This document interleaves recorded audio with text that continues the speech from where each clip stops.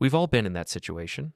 You meet someone new, or maybe someone you've seen around but never really talked to, and the conversation starts with the usual polite exchanges. You ask what they do, where they work, maybe toss in a comment about the weather, and then silence. That awkward pause where both of you glance around, searching for the next thing to say. It happens at work, at weddings when you're introduced to a distant cousin you barely remember, or even at a coffee shop when a stranger strikes up small talk.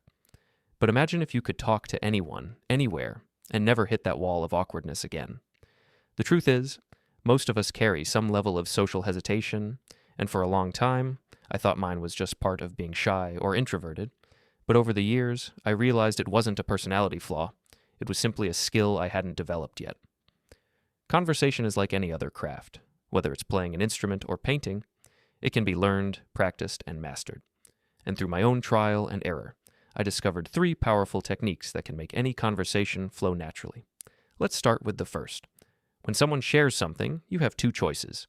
You can acknowledge it with a quick, "That's nice," and let the moment die, or you can ask meaningful follow-up questions that keep the energy alive. If someone says they spent the weekend hiking, don't just nod. Ask where they went, what the trail was like, or if they've been doing it for long. Even if you're not interested in hiking, your curiosity keeps the conversation moving and shows that you value their experience. That brings me to the second technique, listening with intent. Most people think being a good speaker means talking more, but the opposite is true. The best conversationalists are great listeners. Instead of waiting for your turn to talk, focus entirely on the other person's words. Don't plan your next sentence while they're still speaking, really hear what they're saying. This makes your responses more relevant and meaningful, and it makes the other person feel genuinely heard, which is rare and memorable. Finally, the third technique is finding common ground. We connect fastest with people who share something with us, an interest, a value, an experience.